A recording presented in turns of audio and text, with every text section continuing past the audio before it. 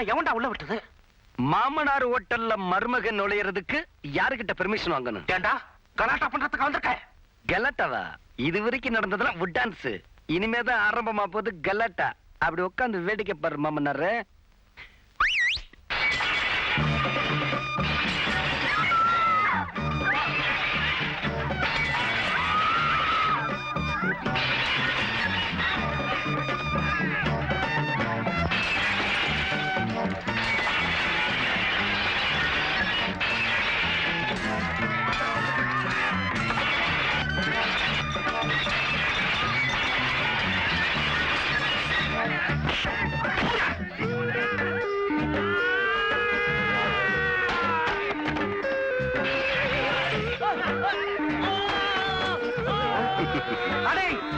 எல்லாத்தையும் உடைக்கிற உங்க மகன் எலும்ப உடைக்கலன்னு தான் இங்க வந்தேன். ஆனா இங்க இல்ல.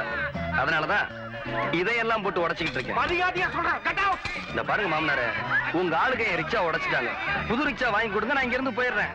இல்லனா இல்லேனாவா கோவிந்தோ.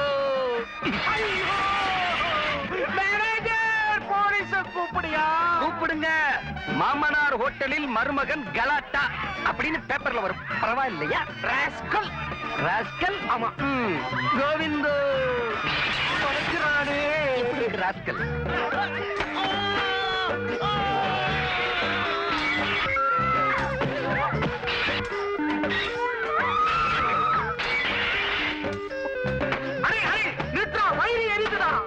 ரிக்ஷா வாங்கி தரேன். உங்க மேல எனக்கு நம்பிக்கை இல்ல. எதுக்கும் நான் எங்க ஆளுகளை இங்க விட்டுட்டு போறேன். புது ரிக்ஷா வாங்கி கொடுத்து அனுப்புங்க. இல்லைன்னா நாளைக்கும் இங்க வருவேன், ஒடப்பேன். மறந்துட்டேன் மாமனார. அத்தைய கேட்டதா சொல்லுங்க. என்னங்க சொல்லு தங்கம். நம்ம மருமகளை நீங்களாவது கேப்பீங்கன்னு நினைச்சேன். நீங்களும் பேசாம இருக்கீங்க. இந்த பாரு தங்கம், மருமகன் நம்ம கிட்ட எல்லாம் பேசுறா, ராஜா கிட்ட பேச மாட்டேங்கிறா. அது எனக்கு நல்லா தெரியுது. தன்னை ஏமாத்திட்டாங்கிற கோபம் அவளுக்கு. எல்லாம் போக போக சரியாயிரும். அத சொல்லலைங்க. அந்த பொண்ணு காலையில போயிட்டு சாயந்தரம் தான் திரும்பி வருது. ஒரு பொம்பளையா இருந்து இது கூட உனக்கு தெரியலையே. அவ தன்னுடைய பிறந்த வீட்டுக்கு அடிக்கடி போயிட்டா நினைக்கிறேன். அப்போ தினமும் அவ பிறந்த வீட்டுக்கு போறான்னு சொல்றீங்களா? பின்ன எனக்கு என்னமோ நம்பிக்கை இல்ல. எனக்கு அந்த பொண்ணு வரா, கேளுங்க. நான் கேட்க கூடாது, நீ கேளு. அதான் முறை. அட கேளுங்கண்ணா. நீ கேளு, நான் கேட்க கூடாதுங்க. கேளு. சந்தியா,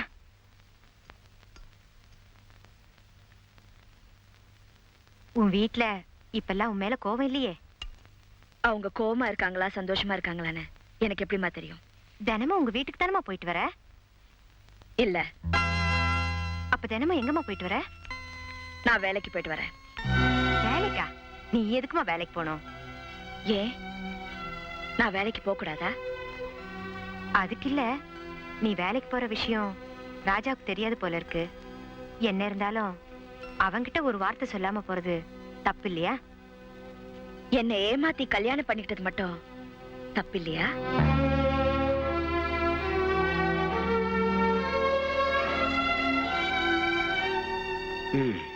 புருஷ முண்டாட்டிக்குள்ள பிரச்சனை முடியிற போது முடியட்டும்.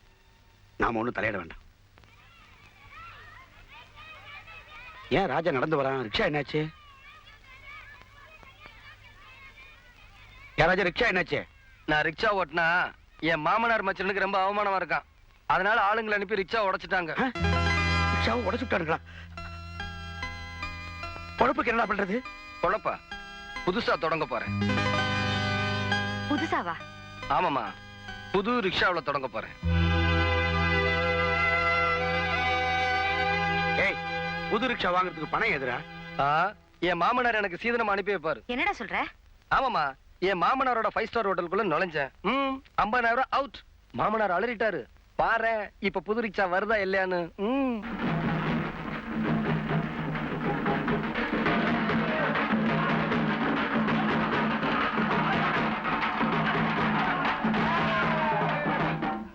வணக்கண்ணே. வணக்கம் தம்பி. என்னண்ணே தாரத்தப்பட்டியோட வரீங்க? இதுவும் மாமனார் செலவு தானா? இல்ல தம்பி, ரிக்ஷா மட்டும் அவர் அனுப்பிச்சாரு, மற்ற செலவுலாம் நம்ம ஏற்பாடுதான். நீங்க எதுக்குண்ணே இதையும் அவர்கிட்ட வசூல் பண்ணிடுவோம். அப்பா, நான் ரிக்ஷா ஓட்டுறதுனால அவங்க கௌரவம் குறைஞ்சிருந்தானே ரிக்ஷா உடைச்சாங்க. இப்ப நான் என்ன செய்ய போறேன் தெரியுமா? இந்த ரிக்ஷாவுக்கு பின்னால அன்பளிப்பு மாமனார் மச்சன் எழுதி அவங்க 2 பேர் போட்டோவையும் மாட்ட போறேன். இந்த சிட்டி பூரா நான் ஓட்ட போறேன்.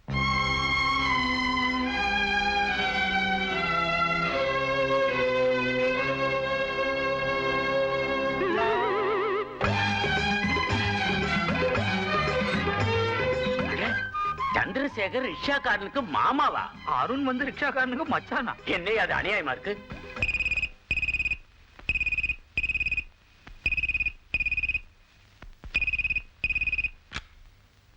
ஏய் சந்திரசேகர். என்ன சந்திரசேகர், உங்க மக ஒரு ரிக்ஷாக்காரோட ஓடி போயிட்டாங்க.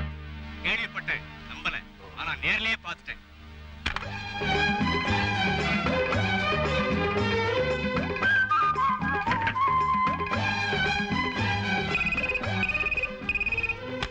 ஹலோ சந்திரசேகர், உங்க மக ஒரு ரிக்ஷாக்காரனை மேரேஜ் பண்ணிட்டாலாமே. Wrong number please.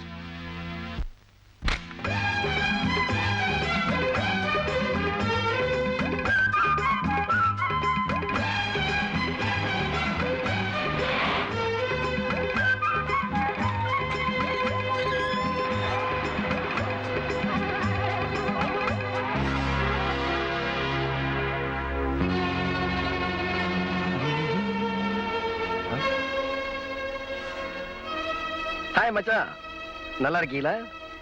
போட்டோவில் நல்லா இருக்கு. எங்க அத்தையை கேட்டதா சொல்லுங்க. பரதேசி.